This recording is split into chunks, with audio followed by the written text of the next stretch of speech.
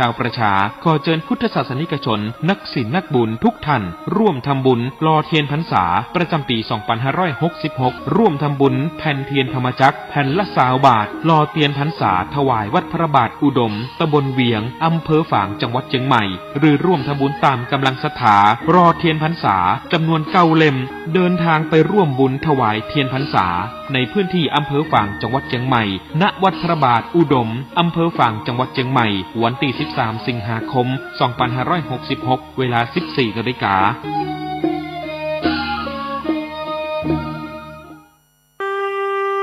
ขอเชิญพุทธศาสนิกชนนักศีลนักบุญทุกท่านร่วมทำบุญหล่อเทียนพรรษาประจำปี 2566 ร่วมทำบุญแผ่นเทียนธรรมจักรแผ่นละ20 บาทเพื่อหล่อเทียนพรรษาจำนวน9 เล่มและถวายเทียนพรรษาตามอารามต่างๆจำนวน9 วัดร่วมทำบุญตามกำลังศรัทธาในวันเสาร์ที่29 กรกฎาคม 2566 ณ ลานมณฑลพิธีวิทยาลัยสงฆ์นครลำปางมหาวิทยาลัยมหาจุฬาลงกรณราชวิทยาลัยตำบลศาลาอำเภอเกาะขาจังหวัดลำปางเริ่มตั้งแต่เวลา 8 นาฬิกาเป็นต้นไปลงทะเบียนเข้าร่วมงานและเปิดโอกาสให้คณะศรัทธาสาธุชนร่วมทำบุญหล่อเทียนพรรษาในเวลา 13 นาฬิกาประกอบพิธีร่วมหล่อเทียนพรรษาจำนวน9 เล่มผู้มีจิตศรัทธาประสงค์ที่จะร่วมทำบุญกับกิจกรรมอันเป็นมหากุศลนี้สามารถที่จะร่วมทำบุญได้ที่ธนาคารทหารไทยธนชาติสาขาลำปางชื่อบัญชีทุนการศึกษาพัฒนานิสิตวส.นครลำปางหมายเลขบัญชี 328-107-9891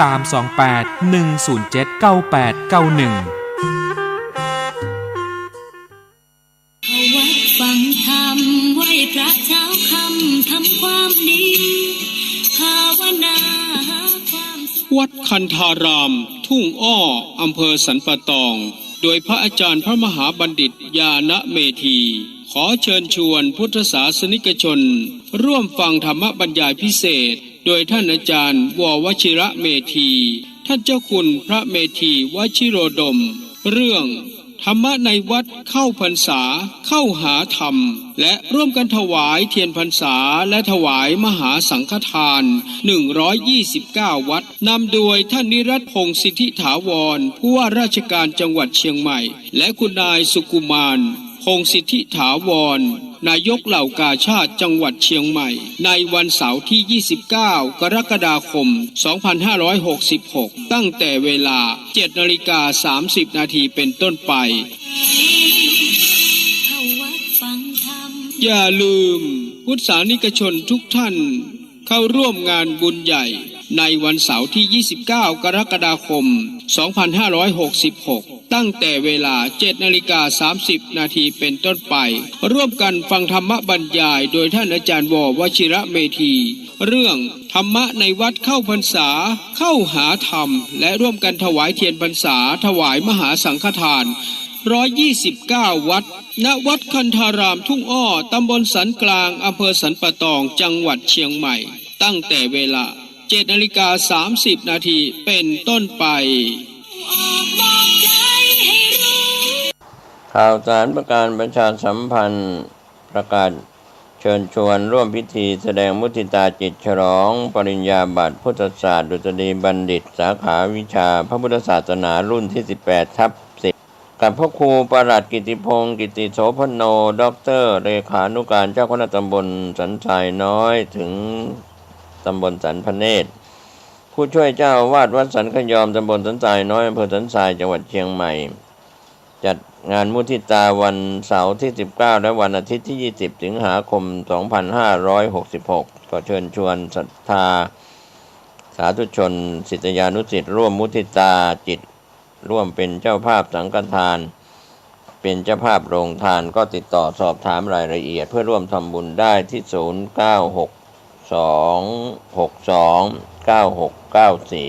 ได้ทุกวันก็เป็นงานบุญงานกุศลมุทิตาจิตฉลองปริญญาบัตรพุทธศาสตร์ดุษฎีบัณฑิตสาขาวิชาพระพุทธศาสนารุ่นที่ 18/10 แด่ท่านพระครูประหลัดกิติพงศ์กิติโสพโนด็อกเตอร์เลขานุการเจ้าคณะตำบลสันทรายน้อยถึงสันพเนตรผู้ช่วยเจ้าอาวาสวัดสันขยอมตำบลสันทรายน้อยอำเภอสันทรายจังหวัดเชียงใหม่เชิญท่านร่วมงานนี้ทั้ง2 วันวันเสาร์ที่ 19 และวันอาทิตย์ที่ 20 สิงหาคม 2566 โดยทั่วหน้ากัน ท่านกำลังติดตามรับฟังสถานีวิทยุกระจายเสียงพระพุทธศาสนาแห่งชาติและสังคมคลื่นเพื่อการศึกษาพระพุทธศาสนาและวัฒนธรรมระบบ FM 104.5 เมกะเฮิรตซ์รายการต่อไปเป็นรายการคดีโลกคดีธรรมเป็นศาสนาสำหรับชาติเราศาสนาในสมัยนี้เป็นของที่แยกจากชาติไม่ได้เป็นความจำเป็นที่เราทั้งหลายผู้เป็นไทยจะต้องมั่นคงอยู่ในศาสนาพระพุทธซึ่งเป็นศาสนาสำหรับชาติเราพระพุทธศาสนาก็ดีหรือศาสนาใดก็ดีที่ตั้งมั่นอยู่ได้ก็ด้วยความมั่นคงของผู้เลื่อมใสตั้งใจที่จะรักษาและข้าพเจ้าพูดทั้งนี้ก็เพื่อชักชวนท่านทั้งหลายอย่างเป็นเพื่อนไทยและเพื่อนพุทธศาสนิกชนด้วยกันทั้งนั้นเพื่อความมั่นคงแห่งพระพุทธศาสนาข้าพเจ้ารู้สึกว่าได้ทำหน้าที่สมควรแก่อุปถัมภ์พระพุทธศาสนาเราจะตั้งใจรักษาศาสนาของเราด้วยชีวิตและถ้าท่านตั้งใจจะช่วยข้าพเจ้าในกิจอันใหญ่นี้แล้วก็จะเป็นที่พอใจข้าพเจ้าเป็นอันมากเพราะฉะนั้นเป็นหน้าที่ของเราทั้งหลายที่จะช่วยกันบำรุงรักษาพระพุทธศาสนาอย่าให้เสื่อมสูญไปการที่จะบำรุงพระพุทธศาสนาเราต้องรู้สึกก่อนว่าหลักของพระพุทธศาสนาคืออะไรเราจะถือว่าเราเป็นไทยด้วยกันหมดเราจะต้องรักษาความเป็นไทยของเราให้ยั่งยืนเราจะต้องรักษาพระพุทธศาสนาให้ถาวรวัฒนาการอย่างที่เป็นมาแล้วหลายชั่วโคตรของเราทั้งหลายพระบรมราโชวาทของพระบาทสมเด็จพระมงกุฎเกล้าเจ้าอยู่หัวรัชกาลที่ 6พระบรมราโชวาทก็ดีพระราชนิพนธ์ก็ดีหรือพระบรมราชโองการของพระมหากษัตริย์ถือเป็นบทบัญญัติแห่งกฎหมายทั้งหมดทั้งสิ้น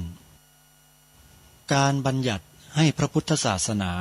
เป็นศาสนาประจำชาติไทยไว้ในรัฐธรรมนูญจึงเป็นสิ่งที่ถูกต้องทั้งกฎหมาย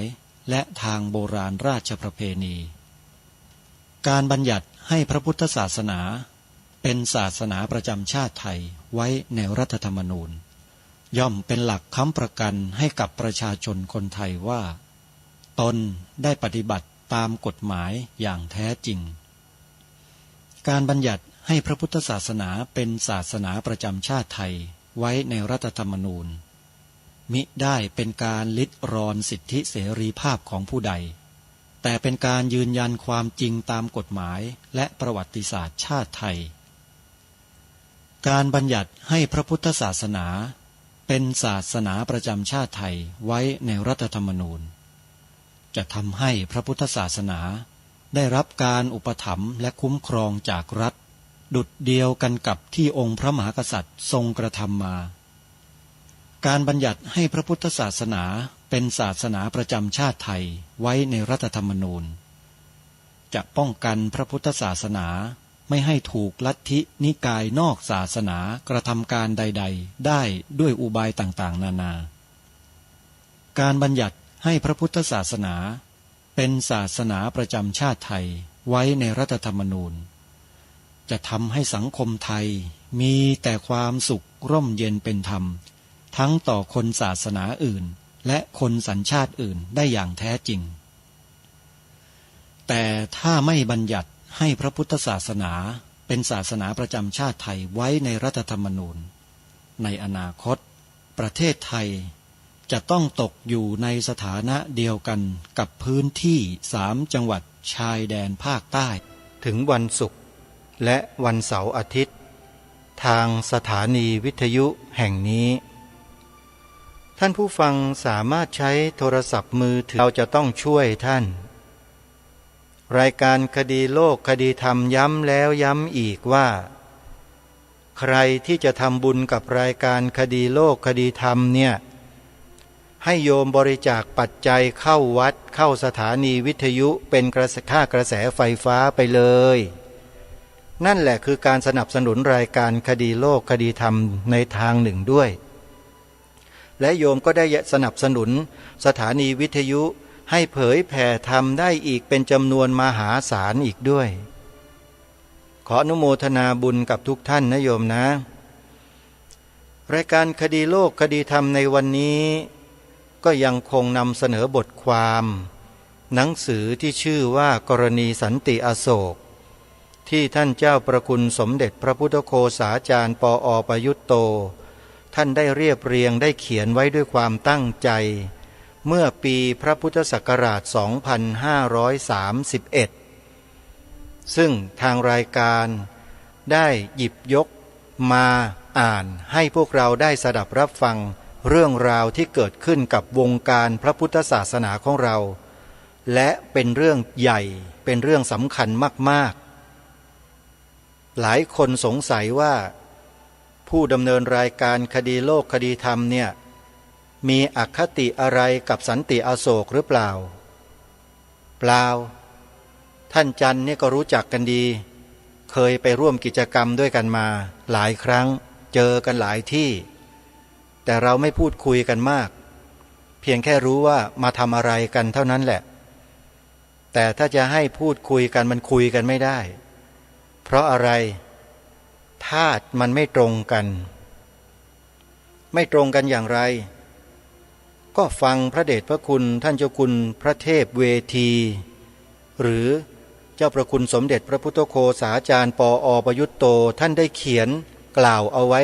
ในหนังสือกรณีสันติอโศก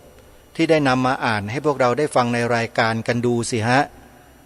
แล้วท่านจะทราบเองว่าเพราะอะไรตรงนี้ไม่ต้องอธิบายความให้พวกเราเนี่ยศึกษาของจริงศึกษาของแท้ท่านเจ้าประคุณสมเด็จพระพุทธโฆษาจารย์ปอ.ประยุตโตท่านไม่ใช่บุคคลธรรมดาไม่ใช่บุคคลที่ไม่มีที่มาที่ไป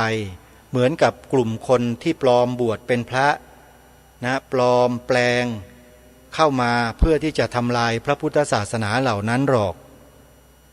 คนละเรื่องกันเลยแล้วถ้าเราไม่ฟังท่านเจ้าประคุณสมเด็จพระพุทธโฆษาจารย์ปอ.ประยุตโตไม่ขบคิดพิจารณาให้ถูกต้องตามหลักพระธรรมวินัยแล้วเราจะไปเชื่อไปฟังใครอื่นที่ไหนล่ะไปฟังกลุ่มสันติอโศกเหรอมันใช่เหรอลองคิดให้ดีนะฮะรายการนี้พูดจาตรงๆอย่างนี้แหละโยมมันฟังกันแล้วเข้าใจทีเดียวไม่ต้องไปตีความไม่ต้องไปหลบซ่อนความจริงความถูกต้องก็คือความจริงและความถูกต้องก็ต้องยึดถือความถูกต้องไว้สิไอ้สิ่งไม่ถูกต้องแล้วไปยึดกันไปทำพระแสงด้ามงาอะไรกันอยู่ล่ะใช่ไหมไม่ต้องไปเกรงอกเกรงใจมนุษย์หน้าไหนทั้งนั้นแหละที่จะคิดจะมาทำลายพระธรรมวินัยของพระสัมมาสัมพุทธเจ้าเมื่อวานนี้ถ้าใครฟังรายการบทความที่พระเดชพระคุณท่านเจ้าประคุณสมเด็จท่านได้เขียนไว้ในหนังสือกรณีสันติอโศกท่านพูดไว้ชัดเขียนไว้ชัดเจนเลยว่าความมุ่งหมายสำคัญสูงสุดในสิ่งที่ท่านได้เขียนหนังสือเล่มนี้ออกมาเนี่ยคืออะไรคือการดำรงรักษาพระธรรมวินัยเอาไว้นี่คือสิ่งสำคัญที่สุดเพราะฉะนั้นท่านผู้ฟังทุกท่านความถูกต้องดีงามคือสิ่งที่เราต้องช่วยกันปกป้องรักษานะโยมพระคุณเจ้าที่เคารพท่านอย่าไปเอาความรู้สึกส่วนตัวความเป็นมิตรส่วนตัวกันเนี่ยเป็นเพื่อนกันก็ใครก็ตามเถอะที่กระทำความผิดอยู่อย่าเอามาเป็นเงื่อนไขในการที่จะช่วยกันทำรงรักษาพระธรรมวินัยไม่ได้ฮะถ้าท่านคิดว่าจะเป็นแบบนั้นท่านก็ไปอยู่กับพวกเขานู่นอย่ามายุ่งอย่ามาเป็นหอกข้างแคร่อยู่มันไม่เกิดประโยชน์อะไรเลยขอฝากไว้ด้วยนะพระสงฆ์เราที่กำลังทำตัวลักษณะเช่นนั้นอยู่ผมพูดจาครั้งเดียวนะพูดไม่มากและนอกนั้นก็คือปฏิบัติการอย่างเดียวนะพูดเรื่องนี้ครั้งนี้แล้วจบไปอีกยาวเลยฮะและจะไม่นำมาพูดอีกแต่ข้อมูลเหล่านี้ที่พูดออกไปมันจะถูกบันทึกอยู่ใน YouTube อยู่ในอินเทอร์เน็ตอยู่ในระบบที่ได้ทำการอัปโหลดลงไว้ในโลกโซเชียลเน็ตเวิร์กเรียบร้อยแล้วถ้าท่านสนใจกลับไปฟังก็ย้อนกลับไปฟังกันได้ ไปฟังใน YouTube นะเปิด YouTube แล้วก็พิมพ์คำว่าคดีโลกคดีธรรมเดี๋ยวท่านก็เจอเองนะเต็มไปหมดเลยนั่นแหละท่านเปิดฟังเถอะเนื้อหาสาระเรื่องใดอย่างไรฟังแล้วท่านก็ทราบเองเพราะรายการนี้ไม่ได้ด่าไม่ได้ว่าใครทั้งนั้นนะพูดตามหลักการตามเหตุผลแล้วถ้านำเอาสิ่งที่ครูบาอาจารย์ผู้รู้ทั้งหลายเนี่ยมาถ่ายทอดให้พวกเราพอถ่ายทอดเสร็จแล้วอ่านเสร็จแล้วก็แสดงความคิดเห็นส่วนตัวสอดรับกับสิ่งที่ครูบาอาจารย์ท่านกล่าวแล้วก็เป็นการกล่าวย้ำกล่าวเตือนให้หนักให้แน่นๆให้เห็นกันชัดๆไม่ใช่ไปพูดกันอ้อมๆกลัวมันอยู่ได้อย่างนี้มันไม่ได้เรื่องหรอกมันต้องตรงไปตรงมาคนเราเนี่ยถ้าคิดจะรักษาบ้านรักษาเมืองแล้วไปหลบๆซ่อนๆอยู่ไม่ต้องนะท่านศัตรูเอาไปกินหมดอะมาตัวจะยืนเขย่งอยู่กลัวขาสั่นอยู่เนี่ยไม่ต้องไปทำอะไรกันแล้วจริงไม่จริงล่ะนะนี่แหละคือสิ่งที่ทางรายการต้องการให้พวกเราชาวพุทธในประเทศไทยเนี่ยมีลักษณะนิสัยแบบนี้คือต่อสู้เพื่อความถูกต้องไม่ใช่หลบหนีกลัวเนี่ยท่านเจ้าพระคุณสมเด็จเขียนไว้ในหนังสือเล่มนี้ชัดเจนเลยนะท่านต้องการให้ชาวพุทธเราในประเทศไทยเนี่ยปรับท่าทีตัวเองด้วยให้มองว่าเป็นเรื่องสำคัญที่ทุกคนต้องร่วมกันรับผิดชอบท่านเจ้าพระคุณสมเด็จพูดไว้ชัดนะต้องร่วมกันรับผิดชอบทุกคนนะแต่เรื่องของหน้าที่เนี่ยเป็นหน้าที่ของผู้ที่มีอำนาจหน้าที่ที่จะต้องดำเนินการแล้วท่านก็ท้วงติงในหนังสือเล่มนี้ว่าทำไมไม่ดำเนินการเนี่ยจนกระทั่งปี32ปีต่อมานั่นน่ะคณะสงฆ์จึงลงมานะทำประกาศนียกรรมไงเห็นไหมต้องกระตุ้นกันนะใช่ไหมต้องกระตุ้นกันอยู่นั่นแหละไม่งั้นก็ไม่กระเตื้องกันเลยอ่ะนะวางเฉยทำเป็นทองไม่รู้ร้อนกันอยู่ได้จริงไม่จริงนี่แต่เป็นยุคท่านเจ้าประคุณสมเด็จพระพุทธาจารย์อาจพระเดชพระคุณหลวงพ่อเจ้าคุณพระพิมลธรรมชอบอนุจารีมหาเถระราชบัณฑิตซึ่งเป็นพระมหาเถระที่อาตมาภาพดูแลอุปัฏฐวัฏฐากท่านอยู่ที่วัดมหาธาตุอยู่ช่วงหนึ่งเนี่ยถ้าท่านเหล่านี้แล้วก็ไม่ต้องหรอกฮะทันทีทันควันทันใดเลยเพราะความรับผิดชอบต่อส่วนรวมของท่านเหล่านี้สูงมากนี่คือพระมหาเถระในยุคเก่าๆก่อนๆจะเป็นอย่างนั้นแต่ในยุคนี้ไม่ทราบเหมือนกันอาจจะดีกว่านั้นก็ได้ก็ดูทุกคนทุกท่านก็ทราบก็เห็นกันอยู่ว่าเป็นอย่างไรนะก็ขึ้นอยู่กับท่านจะมีความรับผิดชอบต่อส่วนรวมแล้วก็ทันควันต่อเหตุการณ์สถานการณ์ในทันทีหรือเปล่าเหมือนอย่างที่ท่านเจ้าพระคุณสมเด็จพระพุทธโฆษาจารย์ท่านกล่าวไว้เนี่ยเราก็ดูกันเองนะฮะอาตมาภาพคงไม่ไปวิพากษ์วิจารณ์อะไรให้เกิดความรู้สึกที่ไม่ดีเกิดขึ้นในจิตในใจของเราหรือว่าดียังไงก็แล้วแต่ไม่ใช่หน้าที่ของอาตมาภาพแต่นำความหรือนำข้อความที่ท่านเจ้าพระคุณสมเด็จเขียนไว้มาเผยแพร่ให้ฟังกันเท่านั้นวันนี้เดี๋ยวเรามาฟังกันต่อนะท่านเจ้าพระคุณสมเด็จได้ให้สัมภาษณ์กับผู้สื่อข่าวท่านหนึ่งต่อไปว่าอย่างไรผู้สัมภาษณ์หลังจากได้ฟังท่านเจ้าพระคุณสมเด็จในสมัยนั้นคือพระเทพเวทีได้อธิบายความถึงเหตุผลของการที่จะต้องมาเขียนหนังสือเล่มนี้จนเป็นที่เข้าใจอย่างละเอียดอย่างลึกซึ้งแล้วก็สัมภาษณ์ถามพระเดชพระคุณท่านต่อว่าที่กราบนมัสการถามเกี่ยวกับการที่ท่านเจ้าคุณเลือกวันที่24กรกฎาคมเพราะอ่านพบว่าสื่อมวลชนมาตีความว่าวันที่24กรกฎาคมที่ท่านออกหนังสือนั้นเป็นเพราะว่าครั้งหนึ่งหลังจากสอบได้ปรริญญาเก้าแล้วท่านได้รับการอุปสมบทโดยเป็นนาคหลวงในวันที่24กรกฎาคมสื่อมวลชนจึงเข้าใจว่าวันที่24กรกฎาคมเป็นวันที่มีความสำคัญต่อท่านเจ้าคุณไปขอกราบนมัสการถามอีกเรื่องหนึ่งคือการที่ท่านเจ้าคุณชี้แจงให้ทราบถึง5ประเด็นว่าอยากให้คนส่วนใหญ่ได้เข้าใจ และเป็นผลพลอยได้เกี่ยวกับท่าทีที่ถูกต้องของชาวพุทธให้ผู้ที่เกี่ยวข้องหรือต้องการเกี่ยวข้องกับเรื่องนี้ปฏิบัติด้วยวิธีที่ถูกต้องให้สำนักสันติอโศกได้มองดูในแง่แนวปฏิบัติของตนเองให้นักการเมืองที่จะมารับผิดชอบสังคมมีความเข้าใจต่อพระพุทธศาสนาที่ถูกต้องชัดเจนและประเด็นที่สำคัญก็คือเพื่อการรักษาพระธรรมวินัยแต่หลังจากที่หนังสือกรณีสันติอโศกเผยแพร่ออกไปแล้วท่านเจ้าคุณได้เห็นผลตามความมุ่งหมายที่ท่านเจ้าคุณพูดมานั้นหรือไม่เจ้าคะพระเดชพระคุณท่านก็เลยตอบไปว่าเรื่องวันที่24ที่ออกหนังสือจะเกี่ยวกับวันบวชของอาตมานั้นอาตมาเองไม่ได้นึกถึงเลยอาตมาจำวันบวชของตนเองไม่ได้ด้วยซ้ำไปถ้าจะมีคนถามเกี่ยวกับวันบวชอาตมาเองก็ยังต้องไปค้นแสดงว่าท่านผู้นั้นจำได้ดีกว่าอาตมาไม่ได้นึกถึงเรื่องนี้และไม่ได้มองเห็นว่าเรื่องนี้จะมีความหมายสำคัญต่อชีวิตการบวชของอาตมา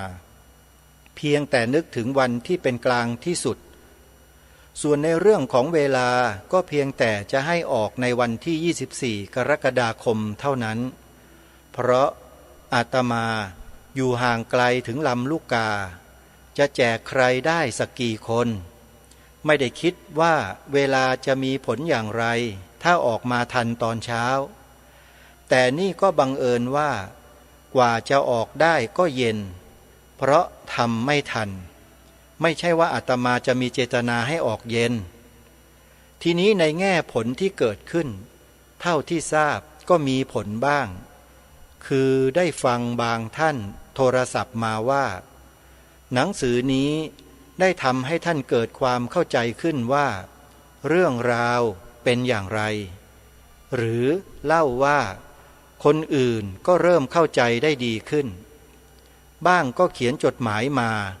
แต่ก็ไม่มากเท่าไหร่ส่วนมากเป็นจดหมายที่แสดงความพอใจนอกจากฉบับเดียวที่เป็นบัตรสนเทศใช้สำนวนเรียกพ่อท่านแบบชาวสันติอโศกแต่พูดจาไม่ไพเราะเลย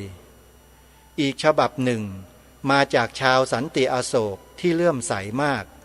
แต่ก็บอกว่านับถืออาตมาอยู่ด้วยและปกติก็จะเคยเขียนมาถามเกี่ยวกับปัญหาธรรมอยู่แล้วอีกฉบับหนึ่งมาจากชาวสันติอโศกที่เลื่อมใสมากแต่ก็บอกว่านับถืออาตมาอยู่ด้วยและปกติก็เคยเขียนมาถามเกี่ยวกับปัญหาธรรมอยู่แล้วได้เขียนมาแสดงความคิดเห็นในเชิงขัดแย้งว่าทางสันติอโศกไม่ผิดเขียนมาโดยสุภาพอาตมาก็ยังไม่มีเวลาตอบว่าจะตอบแต่ไม่มีเวลาจริงๆอย่างจดหมายฉบับก่อนที่เขียนมาถามธรรมะกว่าอาตมาจะเขียนตอบก็หลายเดือนแต่ทั้งหมดนี้ก็เป็นเรื่องปฏิกิริยาไม่มีอะไรมากส่วนที่ออกทางหนังสือพิมพ์ก็แสดงความเห็นด้วยหลายครั้งแต่ก็มีบ้างในบางฉบับที่เขียนทำนองว่าไม่เห็นด้วยแต่มักกลายเป็นการแสดงความไม่พอใจบางรายก็เขียนออกมาจากการจับความหมายผิดๆว่าถึงผลที่อาตมาต้องการก็ได้บ้างในด้านที่มีผู้พูดหรือบอกมาว่าทำให้เขาเข้าใจเรื่องราวดีขึ้นและโดยมากคนที่พูดอย่างนี้ก็อาจจะพอใจในแง่ของความเป็นเหตุผลส่วนทางด้านสื่อมวลชนและการปฏิบัติเกี่ยวกับเรื่องนี้โดยทั่วไปอาตมายังไม่ค่อยเห็นว่าจะได้ผลในการปฏิบัติก็ยังเห็นอยู่ว่าเขายังจับประเด็นไม่ค่อยถูกไม่ชัดเจนและยังสับสนกันอยู่คล้ายๆกับเดิมนั่นเองยกตัวอย่างง่ายๆเช่นสื่อมวลชนจะเป็นวิทยุก็ตามโทรทัศน์ก็ตามรวมทั้งสำนักสันติอโศกเองด้วยมักพ พูดและเขียนในทำนองสร้างภาพที่ทำให้คนมองเห็นเป็นว่ามีการขัดแย้งกันขึ้นระหว่างกลุ่มสองกลุ่มซึ่งอาจจะเป็นกลุ่มสันติอโศกกับพระอื่นอันนี้เป็นภาพที่ผิดมากเราต้องมองตามเป็นจริงว่าเรื่องมีอยู่ว่าคณะสงฆ์ก็อยู่มาอย่างนี้มีปัญหาต่างๆที่จะต้องแก้ไขมากมายซึ่งเราก็มองเห็นว่าจะต้องปรับปรุงอยู่แล้วแต่ทีนี้ก็เกิดมีเรื่องกรณีสันติอโศกขึ้นมาและมาสัมพันธ์กับการเมืองเลยเป็นเรื่องโด่งดังขึ้นมาเมื่อโด่งดังก็มีการสนใจเมื่อมีการสนใจและเข้าใจผิดก็ต้องการทำความเข้าใจให้ถูกต้องนี่ก็คือเป็นปัญหาขึ้นมาเมื่อเป็นปัญหาขึ้นมาเป็นกรณีขึ้นแก่สังคมนี้เราก็ควรจะมาช่วยกันแก้ปัญหาเรื่องก็มีเท่านั้นคือเรื่องสันติอโศกเป็นปัญหาขึ้นมาแล้วในสังคมไทยหรือในพระศาสนาเราจะแก้ปัญหาอย่างไรคนที่แก้ปัญหาหรือเสนอวิธีการแก้ปัญหาอาจจะขัดแย้งกันได้เป็นเรื่องธรรมดาแล้วเบนความสนใจและความเข้าใจของคนออกไปให้เห็นว่าตัวกรณีหรือตัวเรื่องหรือตัวปัญหาคือการขัดแย้งระหว่างคนสองกลุ่มสร้างภาพแม้กระทั่งว่ามีกลุ่มสันติอโศกกับกลุ่มมหาเถรสมาคมนี้เป็นการสร้างภาพที่ผิดและเมื่อคนได้ภาพผิดไปแล้วการคิดพิจารณาเรื่องที่ผิดนับว่าเป็นปฏิบัติการทางจิตวิทยามวลชนที่ได้ผลแต่กลายเป็นเรื่องของเล่ห์กล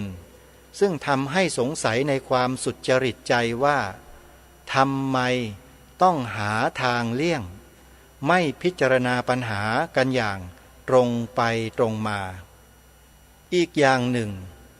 การที่มองเป็นว่ามีกลุ่มสันติอโศกกลุ่มหนึ่งกับกลุ่มมหาเถรสมาคมกลุ่มหนึ่งนี้เป็นภาพที่ผิดความจริงพื้นฐานคล้ายกับพูดว่ามีกลุ่มหมู่บ้านเขาย้อยกับกลุ่มรัฐบาลไทยซึ่งความจริงนั้นภาพรวมก็คือ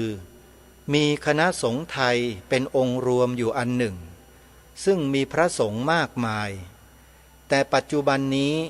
ในขณะที่การคณะสงฆ์กำลังเสื่อมโทรมอยู่ซึ่งต้องการการแก้ไขปรับปรุงก็ได้มีพระที่ไม่ดีเกิดขึ้นมากประพฤติเสียหายอะไรต่างๆแต่คณะสงฆ์ก็ยังคงเป็นที่รวมของพระจำนวนมากมายอยู่นั่นแหละซึ่งมีทั้งพระดีและพระไม่ดีซึ่งทั้งหมดก็เป็นพระไทยด้วยกันแต่ในสภาพเช่นนี้พระดีอาจจะน้อยลงและพระไม่ดีก็อาจจะมากขึ้นและในคณะสงฆ์ไทยนั้นถ้าเราจะแยกไปพูดถึงสำนักต่างๆก็มีเยอะแยะมีสำนักอาจารย์ชาสำนักอาจารย์บัวสำนักอะไรอะไรสายอาจารย์มั่นก็เยอะแยะสำนักท่านพุทธทาสหรืออาจจะแยกแม้กระทั่งว่าสำนักท่านปัญญานันทะท่านอะไรต่างๆมากมายซึ่งก็มีคำสั่งสอนและการปฏิบัติในแนวของท่านนั้นๆหลายสำนักก็มีคนเลื่อมใสมากเพราะเห็นว่าท่านปฏิบัติดีแต่ทั้งหมดนี้ก็อยู่ในคณะสงฆ์ไทยซึ่งอยู่ภายใต้การปกครองของมหาเถรสมาคมตามกฎหมายรวมทั้งสำนักสันติอโศกด้วยก็อยู่ในกลุ่มเดียวกันนี้ทั้งหมดไม่ได้มีภาพอะไรพิเศษออกไปที่จะมาเป็นสองกลุ่มขึ้นได้ทีนี้ปัญหาที่เกิดขึ้นในตอนนี้ก็เป็นเพียงว่าสำนักที่ชื่อว่าสันติอโศกได้มีเรื่องราวขึ้นมาให้สังคมพิจารณาเพราะท่านประกาศตัวลาออกจากมหาเถรสมาคมซึ่งเราก็ต้องมาพิจารณากันว่าการลาออกนั้นเป็นไปได้จริงหรือเปล่าก็กลายเป็นปัญหาเป็นเรื่องเป็นราวขึ้นมา นี่ก็เป็นภาพที่ควรจะสร้างความเข้าใจให้ถูกต้องทีนี้ภาพนั้นยังมีการวาดต่อไปอีกคือสร้างให้เห็นเป็นภาพว่า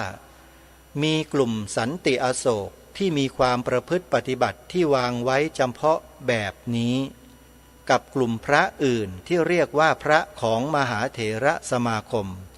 ซึ่งมีการประพฤติใบ้หวยมีการทำเดรัจฉานวิชาทำไสยศาสตร์ต่างๆมากมายพูดจูงไปจนกลายเป็นว่าพระมีสองกลุ่มคือกลุ่มสันติอโศกที่ประพฤติดีงามกับกลุ่มพระอื่นที่อยู่กับมหาเถรสมาคมที่ประพฤติเหลวไหลซึ่งเป็นภาพที่ผิดเต็มที่เลยเพราะว่าพระอย่างสำนักพระอาจารย์ชาสำนักอาจารย์บัวสำนักท่านพุทธทาสก็อยู่ในการปกครองของมหาเถรสมาคมดังนั้นการพูดถึงพระในคณะสงฆ์ไทยทั้งหมดที่นอกเหนือจากกลุ่มสำนักสันติอโศกโดยยกเอาภาพของพระที่ประพฤติเดรัจฉานวิชาขึ้นมาตั้งทำให้เกิดการสร้างภาพต่อคณะสงฆ์ผิดพลาดคลาดเคลื่อนอันนี้ถ้าไม่ใช่เป็นการพูดด้วยเจตนาสร้างภาพลวงตาก็เป็นสิ่งที่จะต้องแก้ไขจะเห็นว่าสื่อมวลชนต่างๆไม่น้อยทีเดียวก็ไม่เข้าใจกลับไปมองแบบเดียวกับที่ว่ามานั้นในการพูดชักจูงให้เกิดภาพนี้ขึ้นนั้นก็มีพฤติการและเหตุผลให้มองได้ว่าทางสันติอโศกคงจะได้พยายามทำให้เกิดภาพนี้ขึ้นด้วยคือเมื่อสร้างภาพให้เห็นว่ามีพระอยู่สองกลุ่มคือกลุ่มสันติอโศกกับกลุ่มมหาเถรสมาคมแล้วก็สร้างภาพให้เห็นต่อไปอีกว่าพระสันติอโศกเป็นพระที่ประพฤติดีส่วนพระฝ่ายมหาเถรสมาคมเป็นพระที่ประพฤติเหลวไหลใบ้หวยเล่นไสยศาสตร์ซึ่งเป็นวิธีเปรียบเทียบเพื่อทำให้ตัวเองเด่นขึ้นมาทำไมไม่เปรียบเทียบกับพระไทยอื่นๆที่ดีๆอย่างสำนักสวนโมกสำนักวัดหนองป่าพงสำนักวัดเขื่อนหรือสำนักอะไรๆต่างๆอีกมากมายที่ท่านมีความประพฤติปฏิบัติอยู่ในแนวทางที่เคร่งครัดที่ท่านทำดีแต่ไม่ค่อยมีชื่อเสียงปรากฏความจริงถ้าจะพูดว่ามีสองกลุ่มก็ได้แต่จะเป็นสองกลุ่มอีกแบบหนึ่งคือในขณะที่การพระศาสนากำลังเสื่อมโทรมอ่อนแอและต้องการการปรับปรุงอย่างยิ่งนี้ก็มีกลุ่มที่เด่นเป็นปัญหาขึ้นมาสองกลุ่มได้แก่กลุ่มที่ทำวิปริตจากพระธรรมวินัยกับกลุ่มที่ทำวินัยให้วิปริตพระใบ้หวยทำเดรัจฉานวิชาหากินด้วยไสยศาสตร์ที่ทางสันติอโศกยกขึ้นมาโจมตีมากจนเด่นเหมือนจะให้เป็นภาพรวมของคณะสงฆ์ไทยนั้นเป็นกลุ่มแรกคือกลุ่มที่ทำวิปริตจากพระธรรมวินัยคือประพฤติวิปริตคลาดเคลื่อนจากหลักธรรมคำสอนและวินัยที่เป็นบทบัญญัติของพระพุทธเจ้าส่วนปัญหาที่กำลังเป็นอยู่ในสันติอโศกนั้นเป็นปัญหาที่มาเด่นในกลุ่มที่สองคือกลุ่มที่ทำวินัยให้วิปริตซึ่งกำลังเป็นเรื่องที่น่าเป็นห่วงอยู่ว่าจะสอนสิ่งที่คลาดเคลื่อนผิดเพี้ยนจากหลักธรรมวินัยจะด้วยเจตนาหรือความหลงผิดก็ตามซึ่งคนที่มีความรับผิดชอบต่อพระศาสนาต่อพระธรรมวินัยจะต้องเอาใจใส่มาดูกันให้ชัดเจนและช่วยกันแก้ไขซึ่งก็ควรทำด้วยหวังดีต่อพระศาสนาและต่อสันติอโศกเองด้วยแต่รวมความก็คือว่าเป็นปัญหาและต้องแก้ไขทั้งสองกลุ่มคือทั้งกลุ่มที่ทำวิปริตจากธรรมวินัยและกลุ่มที่ทำวินัยให้วิปริตจะเอาแต่ปัญหาพระไสยศาสตร์ใบ้หวยไม่แก้ปัญหาสันติอโศกก็ไม่ถูกจะแก้แต่ปัญหาสันติอโศก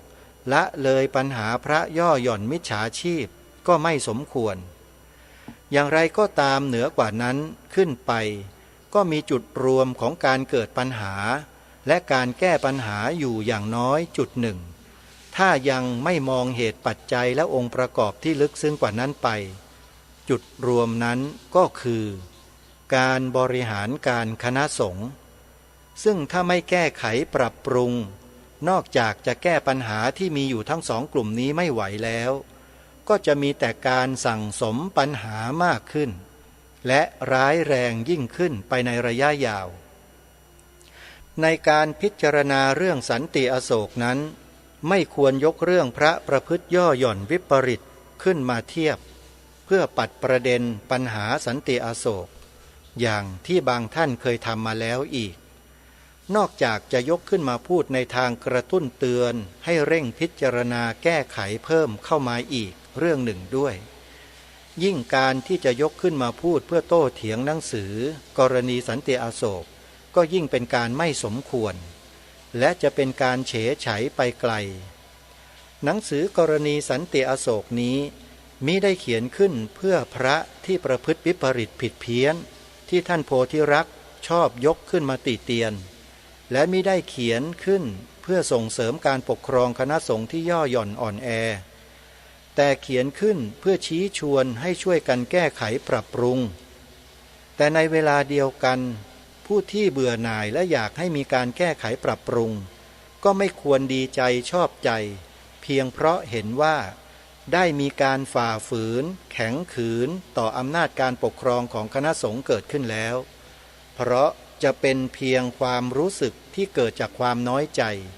หรือเพียงได้ทำให้สาสมแก่ใจของตนแต่ไม่ใช่เป็นการแก้ปัญหาที่แท้จริงจะยิ่งเป็นการสร้างปัญหาซ้อนปัญหาด้วยซ้ำควรจะแก้ปัญหากันด้วยสติปัญญาตามทางของเหตุผลต่อไปด้วยจิตใจที่เป็นปกตินอกจากนั้นควรคำนึงด้วยถึงความจริงที่ว่าพระที่ประพฤติเหลวไหลวิปริตต่างๆนั้นแม้จะเป็นการเสียหายแก่ส่วนรวมซึ่งบางทีก็รุนแรงแต่ก็เป็นการเสียหายเฉพาะกรณีและทำลายพระศาสนาที่เปลือกผิวเข้าไปส่วนพระที่แปลธรรมวินัยให้วิปริตผิดเพี้ยนย่อมก่อความเสียหายในวงกว้างทำให้คนจำนวนมากเข้าใจคลาดเคลื่อนหลงผิดเป็นการก่อความเสียหายแก่มหาชนและสามารถทำลายได้ถึงเนื้อตัวของพระศาสนาในทันทีลึกลงไปอีกขอให้มองดูการใช้ถ้อยคำต่างๆโดยเฉพาะการใช้คำพูดที่เป็นการสร้างภาพไปด้วยในตัวเช่นการพูดถึงคนนั้นคนนี้ว่าเป็นพระของมหาเถระสมาคมก็เป็นภาพลวงอย่างสำคัญอันนี้จะขออุปมาให้ฟังเหมือนอย่างว่าอาจารย์ไปพบคนไทยคนหนึ่งแล้วอาจารย์ก็บอกว่าเขาเป็นคนของประเทศไทยเป็นคนที่ต้องขึ้นกับรัฐบาลไทยอย่างนี้ถูกใช่ไหมแต่ถ้าอาจารย์พูดว่าเขาเป็นคนของรัฐบาลจะถูกไหมการบอกว่าคนไทยคนนั้นเป็นคนของรัฐบาลอาจจะทำให้เข้าใจผิดได้ใช่ไหมคำพูดนี้มีความหมายคนละอย่างทีนี้พระทั้งหลายรวมทั้งอาตมาด้วยยอมรับตามกฎหมายเพราะถือว่าเป็นข้อเท็จจริงว่าเมื่อเราเป็นพระสงฆ์ไทยเราก็ต้องขึ้นกับมหาเถรสมาคมแต่จะมาบอกว่าอาตมาเป็นพระของมหาเถรสมาคมจะได้หรือเปล่าย่อมไม่ได้เหมือนอย่างบอกว่าคนไทยคนนั้นเป็นคนของรัฐบาลอย่างนี้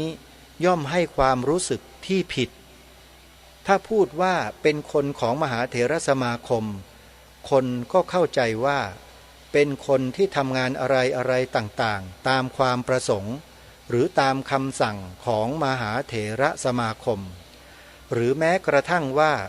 รับใช้มหาเถรสมาคมแต่ที่จริงอาตมาเพียงแต่ว่าตามข้อเท็จจริงของกฎหมายนั้นๆว่าอาตมาอยู่ในคณะสงฆ์ไทยขึ้นต่อมหาเถรสมาคมในด้านการปกครอง แต่ไม่จำเป็นว่าอาตมาจะต้องเห็นด้วยกับมหาเถระสมาคมเหมือนกับที่ว่าคนไทยคนนั้นซึ่งอยู่ในประเทศไทยเขาขึ้นกับรัฐบาลไทยจริงแต่เขาอาจไม่พอใจในรัฐบาลนั้นก็ได้และเขาอาจจะต้องการให้รัฐบาลนั้นออกไปต้องการเปลี่ยนแปลงแม้แต่กฎหมายที่บังคับเขาอยู่เขาย่อมไม่ยอมรับว่าเขาเป็นคนของรัฐบาลการที่ไปพูดตราพระทั้งหลายให้เป็นพระของมหาเถระสมาคมนั้นเป็นการสร้างภาพที่ผิดพลาดและไม่ให้ความเป็นธรรมแก่ท่านอาตมาอาจจะไม่ชอบมหาเถรสมาคมเลยก็ได้แต่อาตมาก็พูดตามข้อเท็จจริงตามกฎหมายว่าเป็นอย่างนี้แม้แต่การเขียนหนังสือกรณีสันติอโศกขึ้นก็เป็นการชี้แจงตามข้อเท็จจริงตามที่เราเห็นว่ากฎหมายว่าไว้อย่างไรแต่ไม่ใช่ว่าเราจะเห็นด้วยกับมหาเถรสมาคมหรือแม้แต่กฎหมายนั้นมันเป็นคนละประเด็นกันเลยอาตมาว่าเขาแยกไม่ถูกหรือจะเจตนาพูดให้คนเห็นภาพเป็นอย่างนั้นนี่ก็เป็นบทความอีกช่วงหนึ่งที่พระเดชพระคุณเจ้าคุณพระเทพเวทีในสมัยนั้นหรือเจ้าประคุณสมเด็จพระพุทธโฆษาจารย์ปอ.ประยุตโตในปัจจุบันท่านได้ตอบคำถามผู้ที่สัมภาษณ์ในวันนั้นเกี่ยวกับกรณีสันติอโศกเชื่อว่าคำตอบคำอธิบายความของท่านเจ้าประคุณสมเด็จนั้นจะทำให้พวกเราทั้งหลายชาวพุทธทั้งหลายที่ฟังรายการอยู่วันนี้ในช่วงนี้จะได้มีความเข้าใจให้ถูกต้องตรงกันว่าประเด็นที่เขาพยายามจะเชื่อมจะโยงให้พระสงฆ์ที่กระทำการวิปริตผิดพระธรรมวินัยนั้นเป็นเนื้อเดียวกันกับมหาเถรสมาคมซึ่งท่านเจ้าประคุณสมเด็จกล่าวไว้ชัดเลยว่าการพูดแบบนั้นเป็นการพูดที่ผิดพลาดอย่างยิ่งเป็นการพยายามที่จะเชื่อมโยงบุคคลให้เข้ามาเป็นองค์กรแล้วก็เหมารวมทั้งองค์กรเลยว่าไม่ดีทั้งหมดนี่คือเขาล่ะสันติอโศกญาติโยมพุทธบริษัททุกท่านจงรู้จักกันไว้ให้ดีแล้วต้องระวังกันให้มากๆอันตรายที่สุดนะเดี๋ยววันพรุ่งนี้บทความนี้ยังมีต่อเดี๋ยวเรามาติดตามรับฟังพร้อมกันวันนี้เวลาของรายการหมดลงแล้วท่านผู้ฟังต้องขอสมมุติยุติไว้แต่เพียงเท่านี้พบกับรายการได้ใหม่ในวันต่อไปขอความสุขสวัสดีในธรรมแห่งองค์สมเด็จพระบรมศาสดาสัมมาสัมพุทธเจ้าจงปรากฏเกิดมีขึ้นในจิตใจของท่านผู้ฟังทุกท่านทุกคนเทินขอเจริญพรกล้าคิดก็ต้องกล้าทำ